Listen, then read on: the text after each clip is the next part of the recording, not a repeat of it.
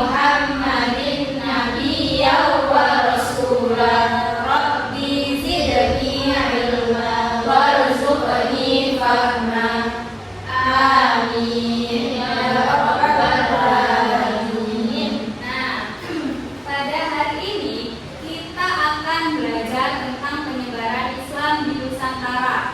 Nah, ada yang tahu nggak sih sebelum masuknya Islam di Indonesia itu orang-orang Indonesia itu menganut agama apa? Hindu, Buddha, terus ada lagi animisme sama Nasrani. Nah, sekarang kita akan belajar mengenai penyebaran Islam di Nusantara. Nanti poin-poinnya ada teori-teori masuknya Islam di Indonesia, ada teori Arab, ada teori Gujarat, ada teori Persia, dan teori India. Nah, nanti poin yang kedua ada tentang strategi penyebaran Islam di Indonesia. Nah, nanti poin kedua ada tentang strategi dakwah penyebaran Islam di Indonesia. Nah, sekarang masuk poin pertama yaitu tentang alur perjalanan dakwah di Nusantara. Itu kan nanti teorinya ada teori Mekah, teori Gujarat, teori Persia, dan teori Cina. Nah, kalian saya bagi dua kelompok sesuai barisan aja ya.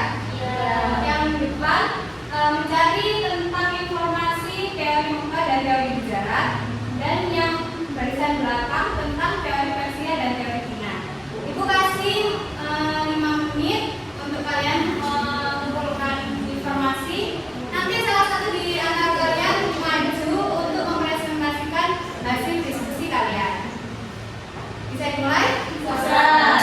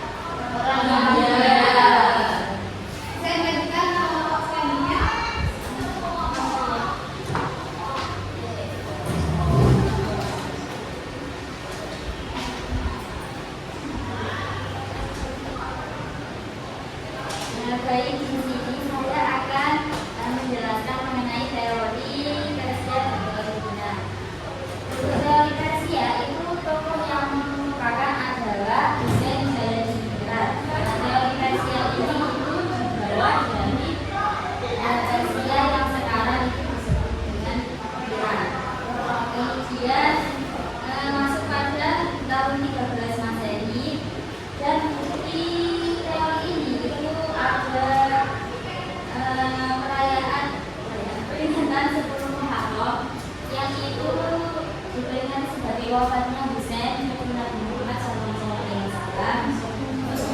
Dan ada jalur Arab itu mirip dengan ejaan dari Persia. Kemudian ada teori Cina. Nah, teori Cina ini Sumatera al-Qutbi yang masuk ke Indonesia pada abad ke-7 Masehi pada dinasti Tang. Kemudian dari daerah Guangzhou di pesisir Cina Selatan. Untuk bukti-buktinya ada masih arsitektur Cina. Kemudian Raja pertama Demak yaitu Raden Fata itu merupakan keturunan dari Cina. Jadi yang sudah dijelaskan oleh Mbak Asmi, yang pertama teori Persia. Nah, teori Persia itu tadi dimasuk pada tahun berapa ya? Tahun 13.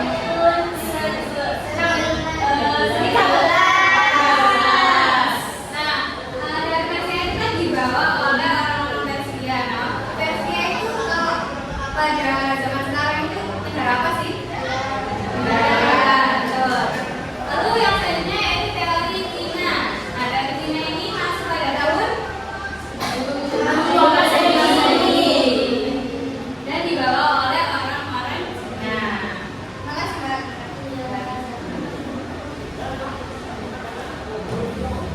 Selanjutnya kita akan belajar tentang strategi penyebaran Islam di Nusantara. Itu apa saja sih strategi dakwahnya? Nah, di sini tuh ada 6, ada perdagangan, perkawinan, pendidikan, politik, kesenian, dan bahasa. Berarti ada 6 ya. Ada 1.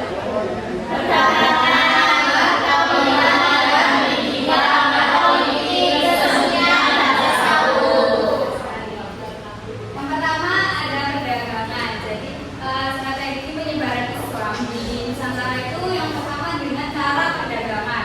Contohnya kayak orang-orang Arab yang datang ke Indonesia, kan mereka itu tujuan utamanya itu sebenarnya berdakwah, menyebarkan Islam. Nah, itu dengan cara perdagangan. Kan di Indonesia itu kaya akan rempah-rempah. Itu mereka perdagangan. Nah, orang-orang yang membawa Islam itu sambil mencitrakan sedikit bumbu-bumbu Islam pada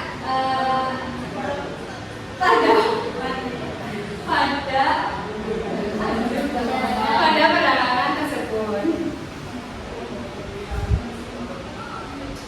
Selanjutnya yaitu dengan cara perkawinan. Contohnya kayak orang-orang yang menyebarkan Islam ke Indonesia itu mengawini orang pribumi. Jadi dengan syarat mereka itu harus masuk Islam terlebih dahulu. Yang ketiga yaitu pendidikan. Banyak tokoh-tokoh Islam yang menyebarkan Islam itu dengan cara mendirikan sebuah institusi pendidikan. Contoh kayak pesantren. Nah, mereka itu banyak menerima santri-santri baru pada pesantren tersebut. Selanjutnya yaitu melalui politik. Jadi orang-orang yang dakwah menyebarkan Islam itu biasanya mengajak raja pada kerajaan itu, contohnya kayak Majapahit. Misalnya diajak masuk Islam rajanya, maka otomatis